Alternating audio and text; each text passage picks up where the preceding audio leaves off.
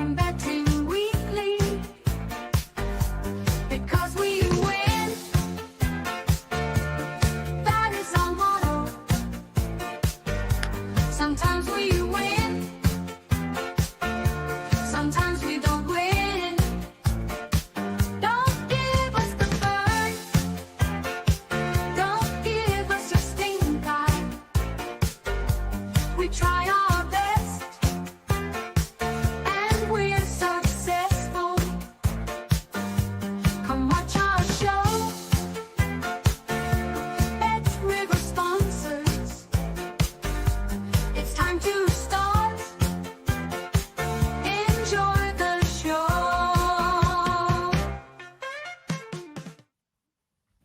Welcome in everyone to Betting Weekly Live. It's Monday, the 13th of October. You are with Steve Wyss and Lewis Jones. And Lewis, I'm a little bit out of breath. I just had to carry in a parcel, which is incredibly heavy. So that is why I'm sweating a little bit. How are you doing?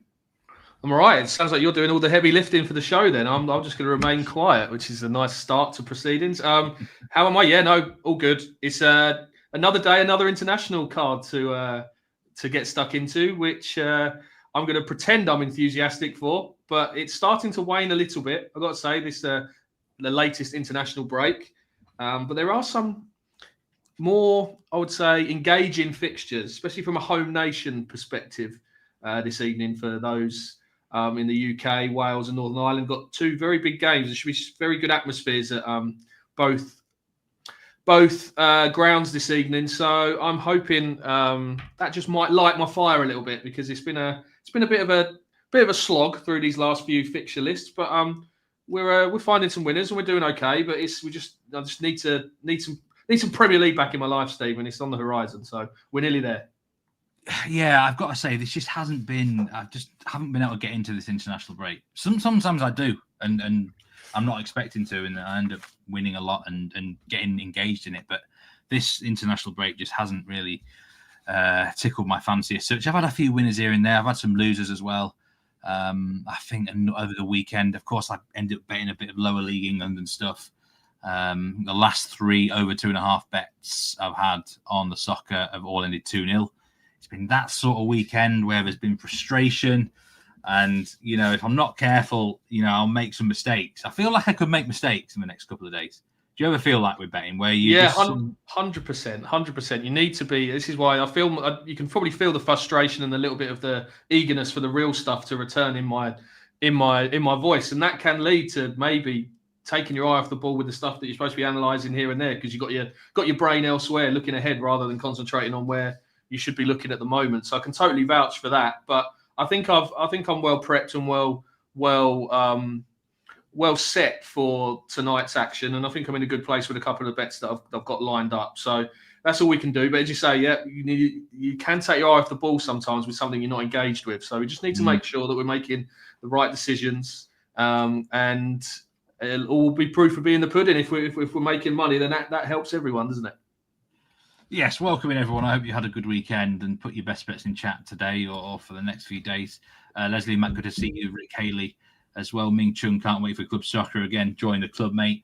Duncan Evans, Steve from Lynn, Mike as well, Maserati, Fox, Ian, Real Brendan King, Colm O'Brien lifting all the winnings. Yeah, I mean, there have been some good winners in the last couple of months, Colm. Ian says, what about a moneyline parlay? Germany, France, Macedonia, Slovakia. We'll talk about that as the show develops. G. Davis and Barlow Charles.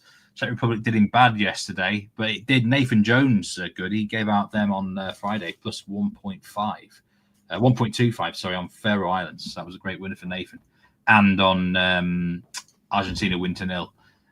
Venezuela not to score. Barrick Lavav, I agree with you. I do like the over 2.5 bet as well. We're going to talk about Belgium Wales. Tristan Wiggles hoping for that Welsh upset, and he's getting involved with the corners. His SW. I hope he got involved with the Belgian corners in the last match. They had about 15 corners, I think, or something stupid like that. Anyway, but we talk about weekend bets, and I've got to report some huge wagers from the sportsbook over the weekend, Lewis. In American sports here, Brewers -1 on the run line against the Cubs. This is a winning bet, and it was a $436,000 bet. On the what line? Sorry? What was it? -1 run line. It ended 3-1. Okay. So I'm going to pretend to know what a run line is. I don't have a clue what that is, Steve. Please enlighten me. Anyone? Well, it's obviously you got the amount of runs in baseball, and if you cover the handicap, it ended 3-1. It's baseball. So... Now it makes sense. Sorry, I thought you were talking NFL there. We're talking yes, baseball. Sorry, yeah. I thought it might be a running line or something about yardage. That's what I normally associate running lines with NFL. So a little bit confused there, but we're talking baseball. That makes more sense. Thanks for clearing it up. Nearly $500,000 wagered there, so well done to that particular better. And a couple of other massive bets, nearly $400,000 on Georgia -4 against Auburn. That's in college football, of course. And Alabama -3 against Missouri. That was a winner, nearly over $300,000 on that. So loads of money wagered over the weekend. And there were several other big plays too. The notable soccer winners and losers, the biggest bet was 10 grand. Just shows you how little enthusiasm there is around the soccer world now to get stuck in. That was in the Under-20 World Cup on Colombia Under-20s. So it just shows you the sort of state we're in. King Savvy Saver. Listen to Lewis's Betty interview. Very insightful talk, especially on the topic of laddering. Thank you very much, Kingsley. I hope you enjoyed the episode. It was a great series. It's a great series. And if you haven't watched the latest episode with me and Lewis, it's going to be on the channel, on the playlist there. Pet picks as well. Already a pet winner, actually. When my own bird's in better form than me, then it's time to move on to club football. But yeah, William Jenner saw a bet for Goff to score first touchdown last night. 90-1, and he scored it. But of course, yeah. The referees were just, no real comment from me that the Kansas City Chiefs were getting the refs on side again, weren't they, by all accounts? But anyway, let's move on to some bets for today. We've got World Cup qualifying Europe to go through, a couple of African talking points as well. Iceland, France at the top of the card here. I've got nothing in this game, and Lewis hasn't got anything either. Iceland involved in that crazy 5-3 result. They lost against Ukraine, of course, in the previous round. And I lost on that game. I was on Iceland draw no bet. Expected goals was less than 2. So I think it's one of those scores which was a bit freakish. I would imagine France will win the game. You never know which version of France is going to turn up, Lewis. Either the France that wants to make a statement or the France that just wants to get the job done. I think in qualifying, they've become one of my least favourite teams to bet on, to be quite brutally honest with you. I think you just summed up every single big nation in qualifying, I think there, Steve, to be honest. There's no real team that can really convince me to back them, no matter, unless you're offering silly odds on one of these big boys to beat the minnows. I find it very, very difficult to even get the handicaps right. I haven't mentioned this before about whether to back them to. That's what I think that's what my brain is sick of, trying to work out whether to jump on the over or under handicap line when it comes to these real short price favourites on the money line. But I would just mention that I think Jean-Philippe Mateta is set to start tonight for France up front. His first international start, I think, the Crystal Palace centre forward, who's had an amazing renaissance of his career really at Crystal Palace. He's turned into an outstanding centre forward. He's had a bit of a ropey start to the season in front of goal, missed a lot of big chances, and has cost Palace actually a couple of points probably of his wayward finishing, especially at Everton. They were cruising at 1-0 and he missed 2 big chances in that game. So good to see him get a chance tonight, and it'll be interesting to see how he gets on, because he is a player I think who could lead the line for France. They haven't got sort of a wealth of options in that centre forward position. So it'd be really interesting to see how Mateta does, and if he could nail himself down as that centre forward, I think he would fit in really well to that France team. So I'll be keeping an eye on him tonight. Yeah, that's an interesting point, actually. See how he gets on in that. A notable betting trend for the game. 59% of the money's on the under here. So that surprised me somewhat to some extent, because the Asian line's between sort of 2.75 and 3. But the match just doesn't really have much interest to me personally. Barrett Lavav, I've heard about the San Marino. Yeah, I've seen that during the rounds where it is in the next window, I think, where it would actually help San Marino to get beat big. So depending on how results go. Playoffs, isn't it? Because then the team is it Romania? I think the team that then they're playing against would qualify to the playoffs through the World Cup qualification, and then that helps San Marino's qualification chances in the Nation League playoffs. So yeah, it's a very bizarre situation. But I think there's one result that needs to happen before that happens, I think. So we'll cross that bridge when we come to it. Yeah, I hope it does happen because I kind of love stuff like that. Actually, see how things will go. Let's have a look at the second match then. Northern Ireland against Germany here. Germany got back to winning ways against Luxembourg, 4-0 win. They're minus 315 here to win in Northern Ireland. Northern Ireland are in sensational form. We've not seen them play this well for quite a long time, have we, on the international stage, Lewis? They're plus 750 on the money line here. Germany got shocked, of course, by Slovakia. 2-0 away defeat there. So is this a banana skin for the German national team, do you think? Could be, Steve. Yeah, I think so. It's wouldn't trust this German team, actually, these sort of prices, these short prices, especially going to Windsor Park at the moment where Northern Ireland, as you say, they're just starting to build something under Michael O'Neill here, I think. Created a bit of a spirit again. I know he's returned to the job he did so well at, didn't he, a few years ago, and he led them to the Euros. Building quite an organised, exciting team full of sort of exuberance and lots of energy. And I did like what they did against, was it Slovakia in their last game? Really good performance to beat them 2-0 at Windsor Park. Completely deserved the victory as well, based on the underlying metrics. So they'll quite fancy this tonight, I think, against Germany in terms of keeping it competitive at least. And I was very tempted to put them up as an official pick here on the Asian handicap start at plus 1.5, just because Germany's recent form away from home hasn't been great. As I say, they would lost to Slovakia 2-0, and they were, again, wasn't the usual efficient German team that we're used to seeing in these qualifications. It looked a bit ropey, and I do think there is a little bit of a weakness defensively in this German team. But the only thing that really put me off not putting my faith here in Northern Ireland for an official pick was the fact that Conor Bradley, the Liverpool right back, plays right wing back for his country. He's missing through suspension, Steve, and he's such a big player for them. He carried so much of the threat against Slovakia the other day down the right. He's really aggressive. He carries lots of quality. And it looks like this right wing back role actually is where his future lies. I think if Liverpool, if he doesn't, I think he's very vulnerable one-on-one defensively in a conventional fullback role. But if he could find a way to utilise his attacking directness in a fullback, because he's all energy. It reminds me a bit of sort of the guy at Palace, Munoz, the way he gets up and down in that right wing back role. I think he could develop into a very high class player in this role, and he's played very well there for Northern Ireland. But he's missing tonight through suspension. Picked up 2 yellow cards already in this qualification section, so it does put me off taking a pro sort of, even an Asian 1.5 Asian start on Northern Ireland. It's only a lean, but they're plus 115 on that Asian line, and I thought that was okay. But just with Bradley missing it, it's not going to be an official pick. But yeah, I wouldn't be trusting Germany at these short prices. But I do have a props bet, Steve. So it's one area where I do think Northern Ireland could take advantage of tonight is through set pieces and back in centre backs. A lot of people that follow my work will know it's one of my most satisfying punting angles to exploit in football. I think it's the easiest way to land a double figure price in a sport where it can be quite hard to find big price selections sometimes, especially in single bets. But centre backs in the shots market, centre backs in the goal scorer markets have landed me some very nice touches over the years. And I think Dan Ballard here for Northern Ireland, their big meaty centre back, is a really big price in the props markets here to, first of all, to have a shot on target, plus 600 we can get here. And to score any time, 22-1, so 2,200 for him to score.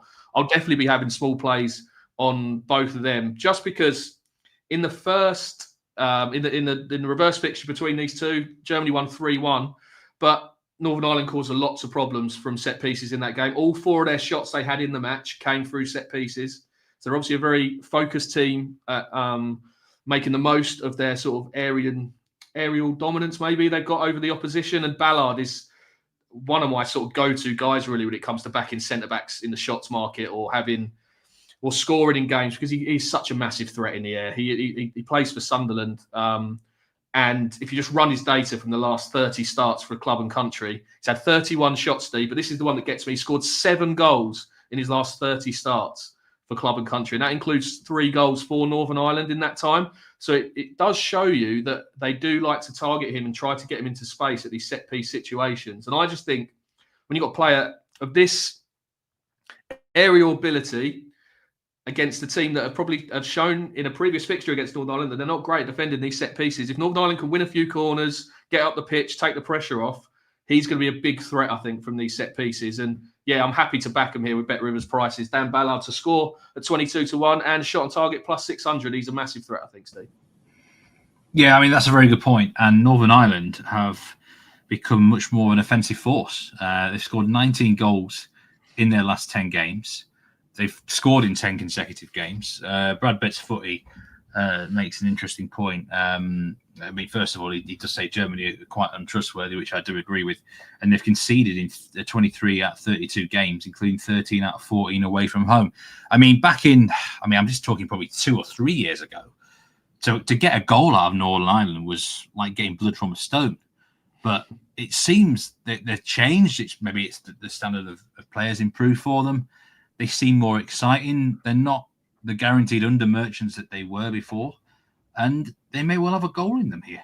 It's a sort of game where I feel like if Germany win it, then it might be something like 2-1. Yeah, I can see that result. Absolutely. I think that's it worries me a little bit. I wouldn't get financially involved in them outright in terms of their chances. Just because Bradley's missing, I think it's a big miss down that right-hand side. But I think they can pose a threat, and I wouldn't be trusting this German team at those prices. I think they could be got at the centre-backs especially. I think it's going to be Tar and Schlotterbeck tonight. And Nagelsmann does leave his centre-backs very exposed to sort of counter-pressing and counter-attacks. And I do think they're vulnerable. And they're not a team I really like to trust, even against the elite. So when it came to the Euros and stuff, I was always quite keen to take them on. So I do think there's a vulnerability there defensively. And then, as you say, Northern Ireland, very cohesive team at the moment. They do create chances, whether that's through set pieces, counter-attacks. So yeah, no, I can. If anyone wanted to get with Northern Ireland tonight on a handicap or goals angle, wouldn't put them off. It was just that Bradley suspension does just put me off slightly, and I'd just be more interested in just throwing a few quid at Dan Ballard to make his mark from set pieces. Yeah, Jennifer makes the point. Schlotterbeck is an upgrade on Rudiger. Schlotterbeck actually is only recently returned from a long-term injury. And I think he's had about 3 lots of 90 minutes now, but he did come off after 46 minutes against Luxembourg. Suggests he's maybe being game managed a little bit. Tar should be alongside him at the back, of course. SW says France goal line under 2.5 is safe.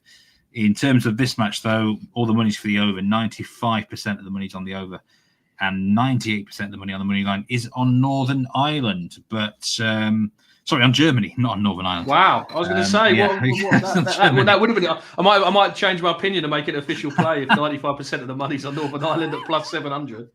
Yeah, that would be rather unusual, wouldn't it? But yeah, we're not sure whether that is reliable money necessarily on Germany. But keep your eye. Ballard shot on target to score anytime, big prices.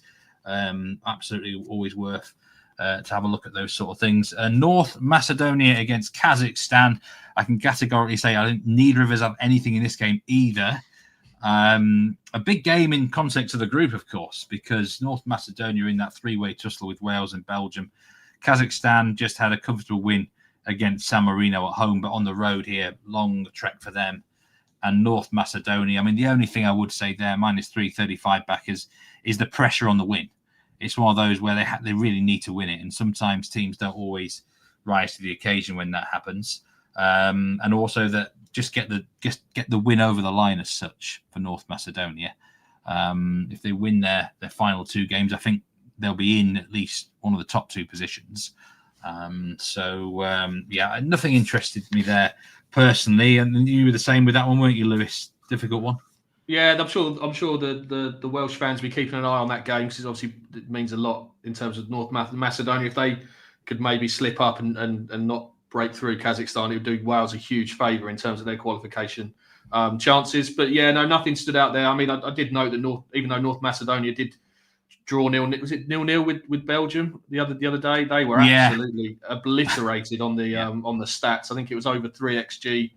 Belgium created 20 odd shots, most of them inside the box. I mean, it was a battering, but somehow only ended 0-0. So I wouldn't read too much into that individual piece of form from Macedonia if you're gonna be looking to have a bet on the game, because they were absolutely annihilated and they probably lose that game 98 times out of 100 again. So I wouldn't read too much into that. But yeah, the Welsh eyes will be looking at that game for maybe a favour from Kazakhstan. Yeah, that does actually remind me. There's a few teams that are heading into this today or tomorrow on the back of an absolute shellacking in terms of being dominated, either in scoreline or territorially. And some of these smaller nations, you've got to wonder what is left in the tank after just a few days of recovery. And yeah, the more I think about that, that just screams of probably a North Macedonia win, but they don't cover the handicap sort of thing. Probably under 75% of the money's on the under actually for this game. So that doesn't entirely surprise me. The 1-0 may be a possibility in that sort of game, but I'm not going to get I'm not going to get involved at all in the match. Wales, Belgium, though, this has a lot more betting appeal, I feel. Probably the biggest game in Europe today. Huge contest. I mean, for both sides here, it's in their hands, Lewis. If both these teams win their final games, 2 games, or 3 games, is it? They will be the World Cup. So, I mean, from a Welsh perspective, it feels to me like an opportunity. They might not get this opportunity for a while. Are they going to take this opportunity? Well, I don't know whether they're going to take it or not, but I think the prices are encouraging me to have a bet here because I think Belgium are far too short at minus 140. Have we got them here? What we got? About minus 140. I think they're too short here. I had a good look at this game, actually. It's definitely the key fixture on the coupon tonight. I'm going to be settling down to watch this later, so I was very happy to have been able to find an official play to cheer on. So I just think Belgium are too short here at minus 140 when you factor in sort of all the metrics into the mix and the game, the state of the group. So I don't think actually Belgium need to win this match, and that's a real red flag for any team at a short price. Because even the manager in the press conference yesterday, his quote was, "To be honest, the draw wouldn't be the worst result." And when you look at the way the group is forming, that makes sense to me because as long as they avoid defeat, they're going to be in a good position here to still win the group as long as Wales don't win the game. So straight away, that's a red flag for that Belgium win price. But I think there's more you can throw into the mix here to be against Belgium. Even in the reverse fixture, they only met a few months ago, didn't they? And Belgium raced into a 3-0 lead after about 20 minutes in that match, which was pretty extraordinary considering how normally Wales do give a good account of themselves against the bigger boys. But they stuck to it under Craig Bellamy and they came back and got the game back to 3-3. They created 6 big chances away from home. Expected goals counts 2.25. And then Kevin De Bruyne popped up late on to win it for Belgium, which would look like to be a real crushing blow for Wales. But they've sort of steadied themselves since.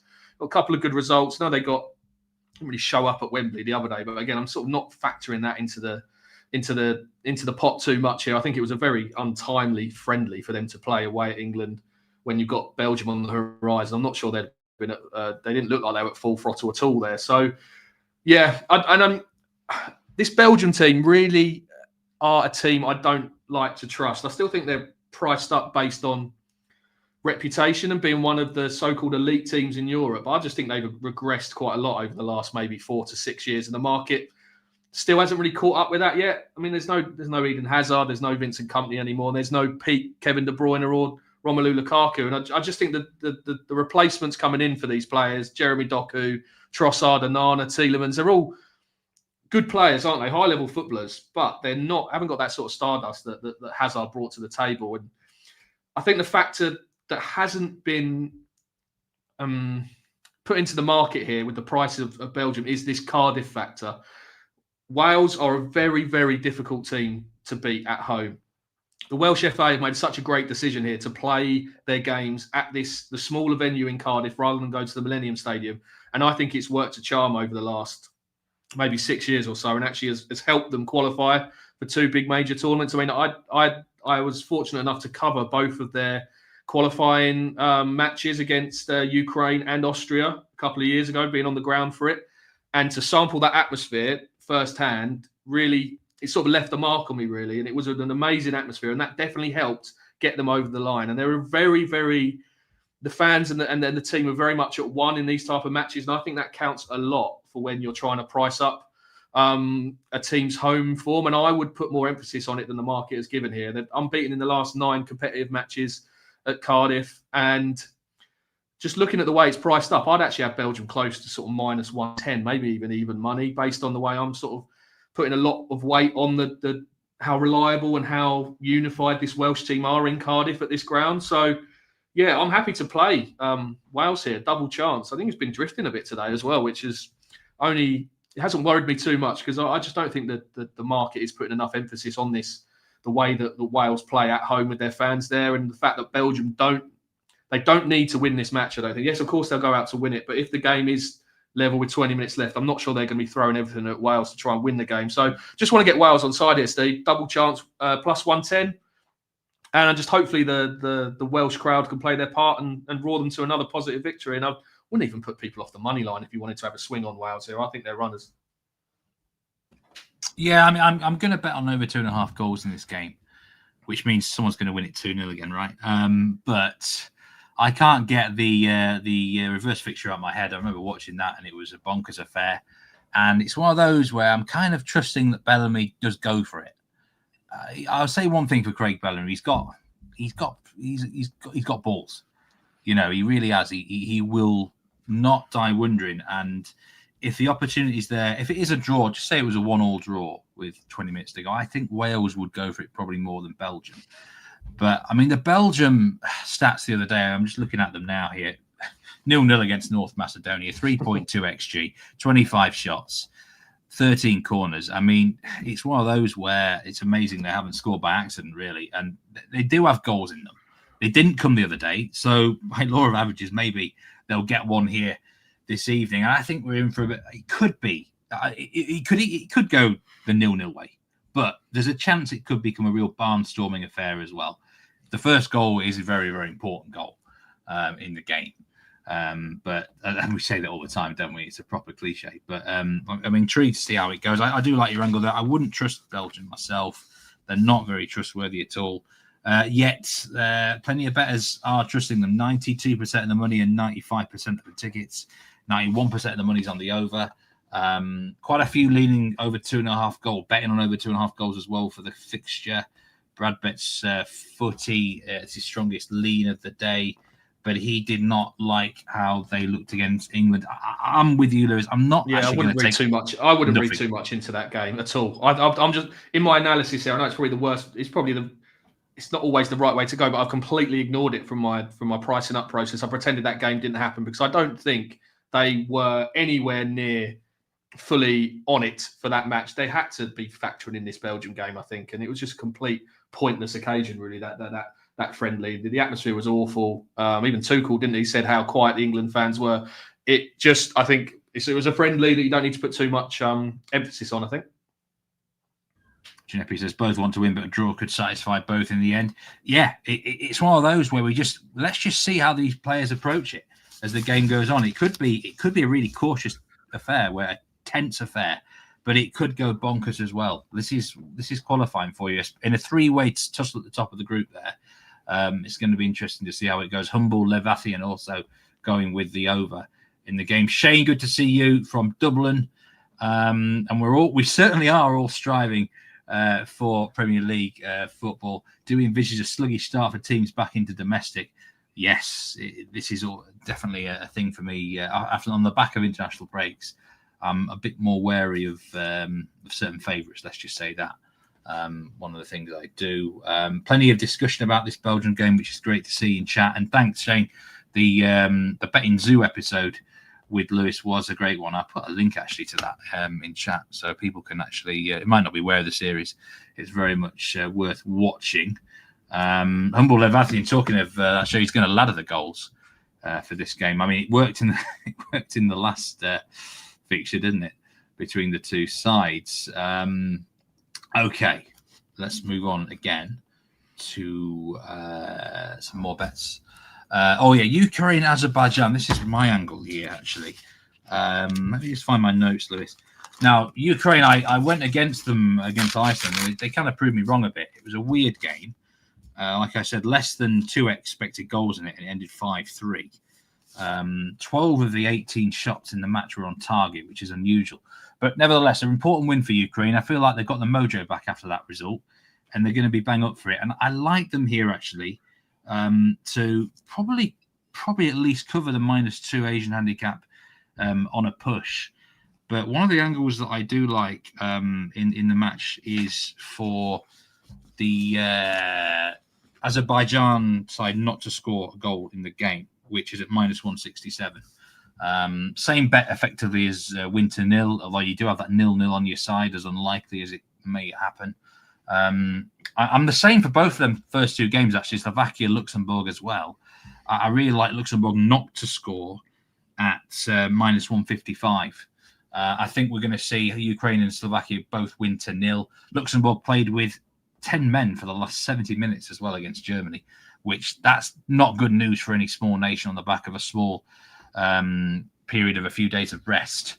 So I think we're looking, 2-0, I think for both teams would be very, very possible. You're getting the 1-0 on your side. I don't think Azerbaijan, Luxembourg are going to score today. I don't know actually what both those parlayed up would be. But it's one of those games where I would, rather than take handicaps, I do want that 1-0 in my pocket if it ended that way, Lewis. So betting against two weak attacking sides, personally, there. Yeah, no, I can see where you're coming from. It's just, again, these are the decisions we have to make when it comes to teams that are such overwhelming favourites against teams. You need to find an angle, and I do like your angle when you're taking on the when you get a team that have had to have back-to-back really difficult games. I do think that's a runner. It's probably more relevant for tomorrow's card. I think there's probably a couple more teams there that you could probably use that theory for. But I do like that, and that's something which I've certainly learned from you, Mr. Wyss, over this over our chats on these international breaks, because I think it's a really nice angle to exploit. Yeah, they've got some breakdowns for these games as well. Ukraine, the money is for them. 98% of the money on Ukraine, and then Slovakia as well. 96% of the money there as in addition. So it should be two relatively straightforward home wins. Let's have a look at some of the stuff in the chat. Broadbet's Footy, tomorrow's fixtures feel better. Yeah, each to their own. You look at the card and certain fixtures stick out more than others. Humble Valiants never trusting Ukraine again. They are a difficult side. I must say they are a difficult side to predict. You don't quite know what version of them is going to show up. This match is being played, by the way, the Ukraine match in Krakow in Poland. Their home fixtures tend to go all around the place, really, different venues and stuff. But in Krakow today, so remember, it is in neutral territory. And that is my bird, actually, who celebrating the winner on the Betting Zoo episode. Has started to absolutely full of it. Started to find her calling card. So I might have to move it out of this room, actually. Anyway, some more bets. Sweden, Kosovo. Sweden, what on earth has happened to Sweden? This just can't believe the luxury of attacking weapons they have in this squad, Lewis, but they are desperately struggling against a Kosovo side who were really liking Kosovo the other day on Friday's show. They might be a side going under the radar, but not under the Lewis Jones radar. No, I definitely want to take on Sweden here. I just think this is such a short price. This -315 Sweden at home, when you've got a situation here where it's starting to get quite ugly, really, for the manager, Jon Dahl Tomasson.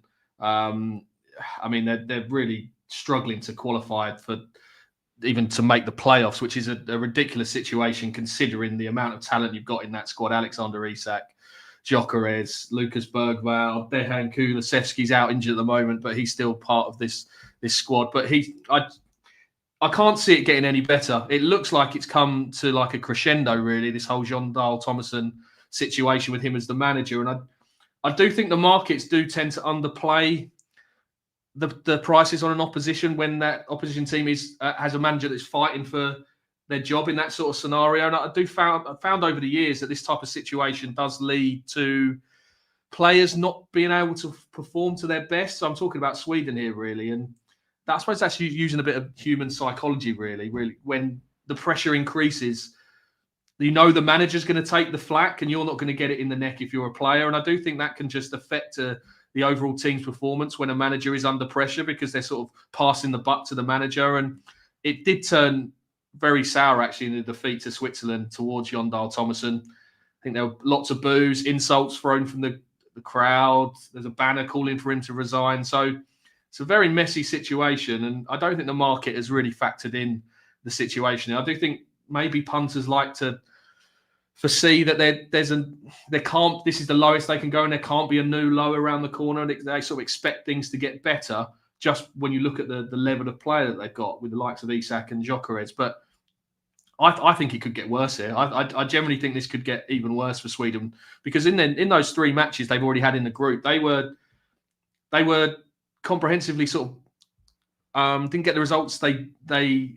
did with the underlying numbers as well. They weren't unfortunate to lose those matches. There's no positive signs coming from the way that they played. And one of those results obviously was a 2-0 defeat in Kosovo. And those that are sort of defining Kosovo as a bit of a minnow, I'm not sure you've been watching their results over the past sort of 2 years or so. So they're a very difficult team to score against, and one that are very hard to beat. They've only lost one of their last 9 competitive games and 5 of their last 20. So, and that is based on a really impressive defensive record, which the underlying data also sort of accompanies alongside, which gives me confidence here that they can frustrate Sweden and make this a very, very difficult evening for Jon Dahl Tomasson in an environment which is not going to help him, I don't think, with when you need your fans to sort of play their role. They're going to turn quite quickly, I think. And just looking at Kosovo's last 14 games, Steve, has only conceded 12 goals. But really what stood out to me was the fact they've only conceded 2 or more in 2 of those 14 games. And their expected goals against process per 90 is actually below 1. So 0.95 across those 14 games. And they're playing quite decent levels of opposition here, the likes of Iceland, Switzerland, obviously Sweden and Slovakia and Israel in that time. So they're not playing.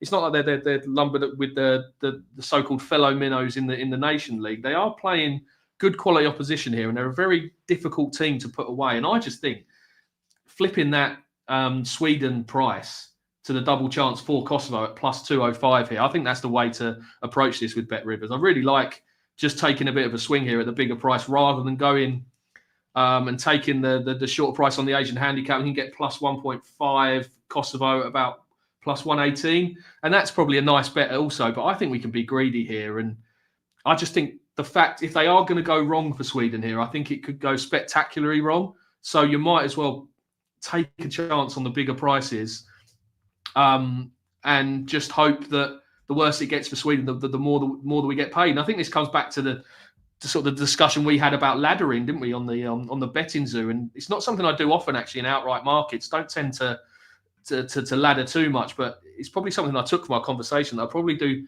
much more of it when the price is right. And I think this might be a time to utilize that here and ladder in the Kosovo side of the bet here. So having like obviously playing the Asian line, but then also playing the double chance, but then also playing the Kosovo win on the money line as well. So I think they're all at play here, because I think if it goes wrong for Sweden, I think it could go very, very wrong. And I'd want to be back in the bigger lines just in case it does. Yeah, very good point. I mean, Sweden are now minus 345 to win the game on the money line. I just think you'd have to be really thinking long and hard about yourself if you're backing Sweden at minus 345 against Kosovo, based on what we've seen from them recently. Yet 99% of the money is on them. I don't agree with that in this instance. I think it's just simply people looking at names of nations and putting the bet down in this instance. But Jon Dahl Tomasson, you said it there yourself, he's under huge pressure. And it's one of those where, let's be honest, the group's gone for them. They're not winning this group. I don't know quite where they are in terms of Nations League qualifying and stuff like that, where they can still get in with the playoffs. But it might be one of those where the players need to get rid of the manager and move on, because, I mean, there's a report today coming from Football Direct that there's 4 managers on the shortlist. If they do sack Jon Dahl Tomasson, that's Ole Gunnar Solskjaer, Graham Potter, Olof Mellberg, and Per-Mattias Hogmo are on the shortlist to be who the Swedish FA would want as the next manager. And I think they need a new manager. 0 shots on target against Switzerland at home, I think it was. Completely outplayed, and that is not acceptable with the players they have. So forget what's on paper here. They're not playing at that level because, as someone said there, Brad Bed's footy, players do play worse for managers they don't like, and international soccer is right for that. So, yeah, if Kosovo deliver, they're 8-1, by the way, on the money line. Exactly. I think it's worth a poke. That definitely worth a poke. Yeah, in the reverse game, they completely outplayed them. And of course, the team that's been outplaying everyone in this group is Switzerland. They're away in Slovenia today, minus 159 on the money line. I would not be betting against Switzerland at this point in time, Lewis. Whether I'll be betting on them, I'm not sure, because they're in such a good position in the group where a draw is actually absolutely fine for them. And Slovenia can be an awkward team.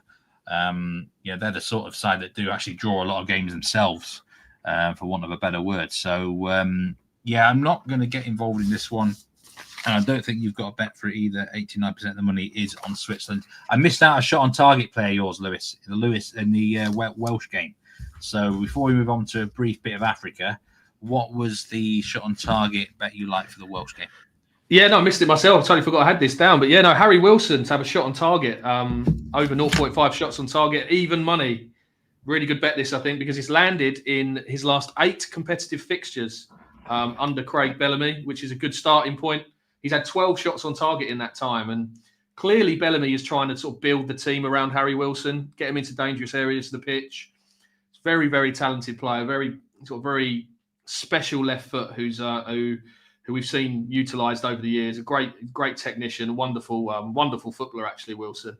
And he's going to be on free kicks. He takes penalties, like he did in the away fixture in Belgium, where he scored a penalty. And I think we've mentioned it already. This is a game that Wales, at some point in the match, are going to have to try and make the run in and ask questions, because I don't think a draw actually does them many favours, because they've got to try and seize the opportunity here of trying to go through automatically if they can. So I do think it lends itself to their players having shots on target and going for it. And Wilson is the main man.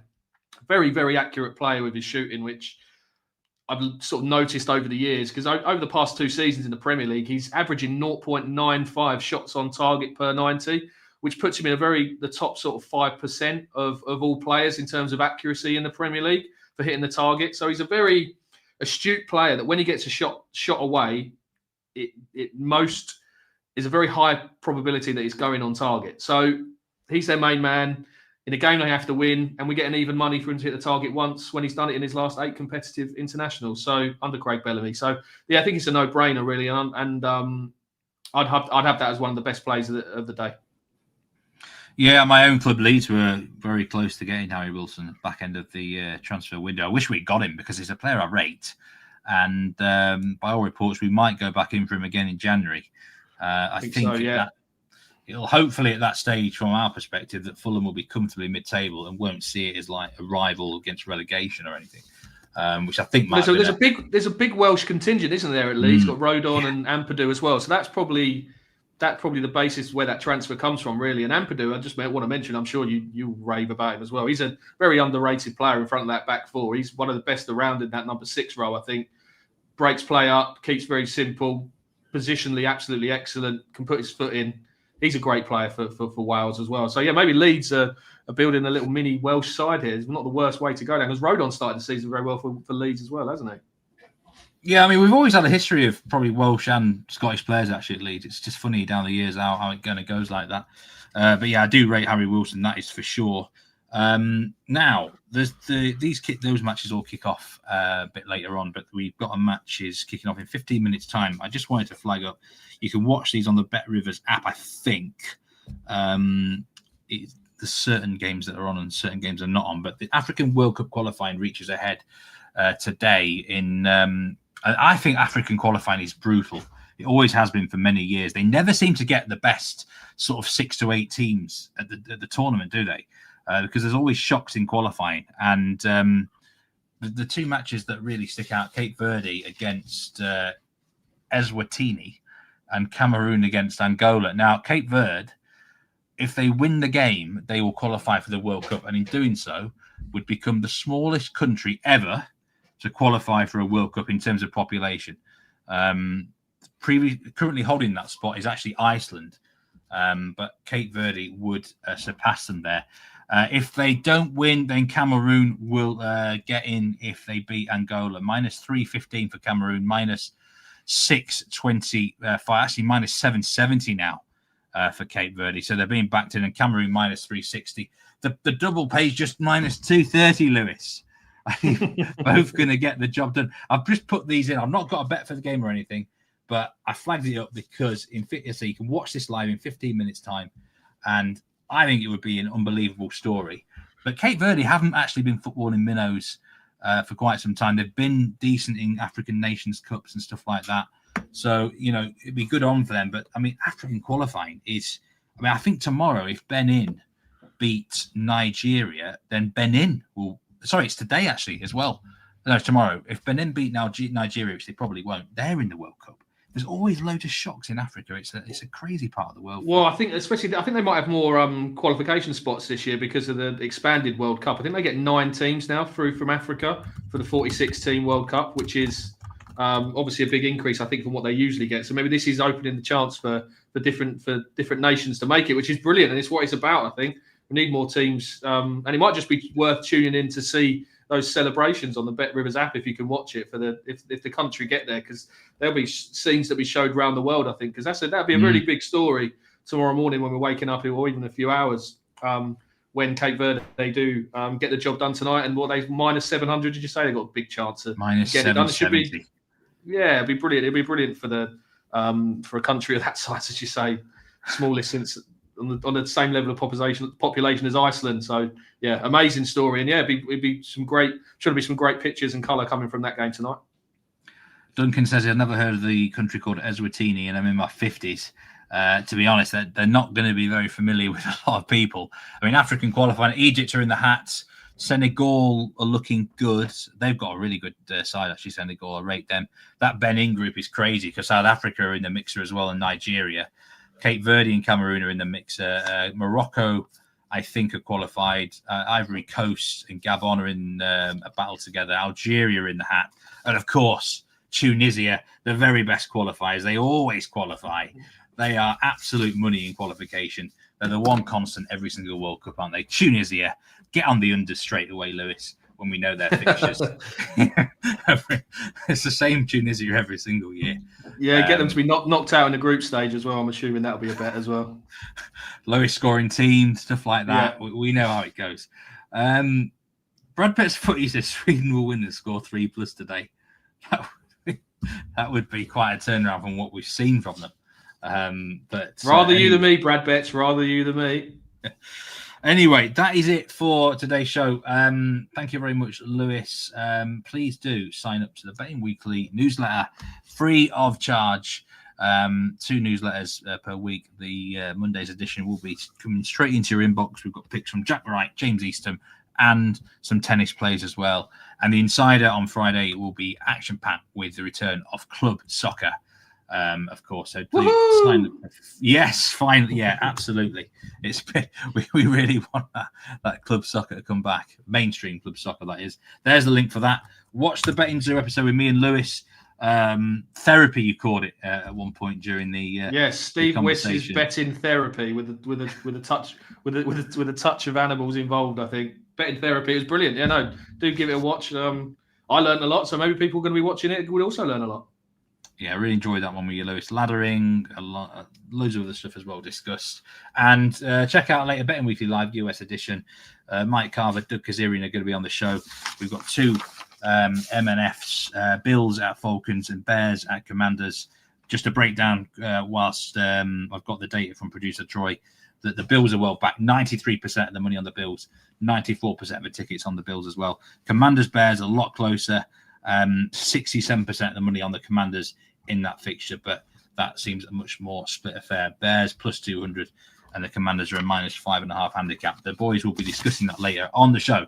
But from this edition of Betting Weekly Live, it is goodbye from me and Lewis. Dan Roebuck and Jack Wright on tomorrow. So thanks, Lewis. All the best with those, and we'll see you next time on Betting Weekly Live. Goodbye.